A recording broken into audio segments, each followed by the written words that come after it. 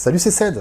Comment ça va? J'ai eu l'occasion de tester le caméscope Canon XA70 pendant quelques semaines et aujourd'hui je vais vous donner les avantages et les inconvénients de cette caméra et vous saurez si celle-ci peut vous convenir. C'est une de mes connaissances qui me l'a prêtée afin que je puisse la tester. Je n'avais pas prévu de vous en parler, mais étant donné que beaucoup de personnes dans mon entourage, et certains d'entre vous qui me regardent, me posent la question si cet appareil vaut le coup ou pas, j'ai donc décidé de vous donner mon petit retour d'expérience dans cette vidéo. Commençons par le positif, si vous le voulez bien, les avantages de ce Canon XA70. Le premier point positif, et vous l'aurez sûrement deviné, ce caméscope est un appareil tout en un. On va retrouver un zoom intégré qui offre une plage focale étendue, très pratique pour capturer un moment voulu sans forcément avoir le besoin de se déplacer. Et grâce à ces filtres ND intégrés, ajustables sur 3 niveaux, on n'aura pas l'utilité d'investir dans des filtres pour exposer correctement notre image. La qualité d'image offerte est également très bonne, et cela même en HD. On retrouve la science des couleurs de Canon, des couleurs naturelles et plaisantes, qui ne nécessitent pas forcément un étalonnage en post-production. Même si cela est possible, car oui, on a même le log, pour les plus avertis. L'autonomie est aussi excellente, vous pourrez filmer en 4K jusqu'à 2 heures sans problème, grâce à la batterie fournie, et si vous trouvez cela un peu juste, vous avez la possibilité d'investir dans une batterie plus grosse, et là vous tiendrez plus de 2 heures sans vous inquiéter, même en 4K. Vous pouvez aussi équiper ce caméscope avec la poignée, qui a la particularité d'être très pratique, déjà pour le transport, ou pour une prise en main différente, mais aussi grâce à ses commandes déportées, vous allez pouvoir lancer un enregistrement directement dessus, ou même contrôler le zoom, qui est entièrement réglable. Un autre bon point, c'est au niveau de l'audio. On peut bien sûr connecter un micro grâce à la prise jack 3.5, mais on peut aussi se servir des prises XLR présentes sur la poignée, offrant une qualité supérieure et entièrement réglable sans forcément passer par le menu.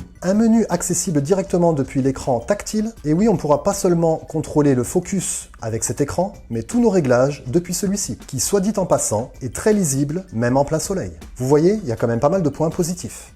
Venons-en maintenant à ceux plus négatifs, les inconvénients qui m'ont dissuadé d'investir dans cette caméra. Déjà, son capteur. On est seulement sur un capteur d'une taille d'1 pouce et malheureusement qui sera limité dans des conditions de faible luminosité. Sûrement contraint par son form factor, on n'aura pas ce qui se fait de mieux, donc cela peut être un frein pour certains. L'autofocus aussi, je l'ai trouvé un peu moyen, même s'il détient la technologie Dual Pixel, je ne l'ai pas trouvé super efficace. Il m'est souvent arrivé de basculer en manuel pour être sûr du résultat obtenu. J'en viens à vous parler de la bague de réglage, la seule et unique, et ça c'était assez embêtant. J'aurais aimé au moins 2 bagues, une pour contrôler le zoom et une pour la mise au point. On peut quand même le faire avec celle-ci, grâce au bouton dédié, mais c'est pas pratique à tous les coups. Une petite chose aussi qui m'a dérangé, c'est le bruit du zoom. Celui-ci est mécanique ou électronique, et si vous l'actionnez pendant un enregistrement, vous entendrez sûrement son déplacement, ce qui peut être assez dérangeant. Donc je vous conseille de bien choisir votre focale avant d'actionner le bouton, ou sinon il vous faudra déporter votre micro pour solutionner ce problème et conserver l'audio pendant un enregistrement. La stabilisation, je ne l'ai pas trouvée aussi super efficace, même si celle-ci est réglable sur 3 niveaux, dès que vous apporterez un mouvement dans votre image, ça se compliquera très vite. Peut-être dû encore au form factor de l'appareil et à sa prise en main moins conventionnelle, on constatera très vite des tremblements dans votre image, surtout dans des conditions de run and gun.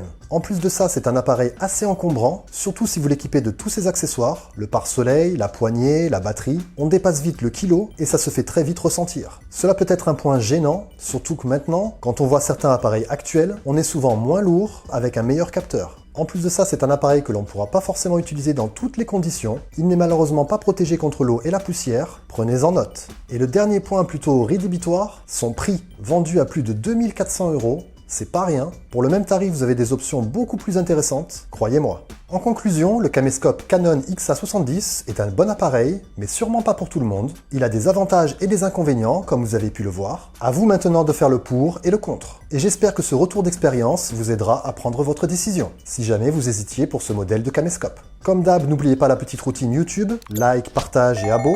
Sinon, moi je vous dis à la prochaine pour une vidéo sur une autre caméra cette fois-ci, mais tout aussi intéressante, vous verrez. Et pourtant, pas la plus récente. Donc à bientôt, bye!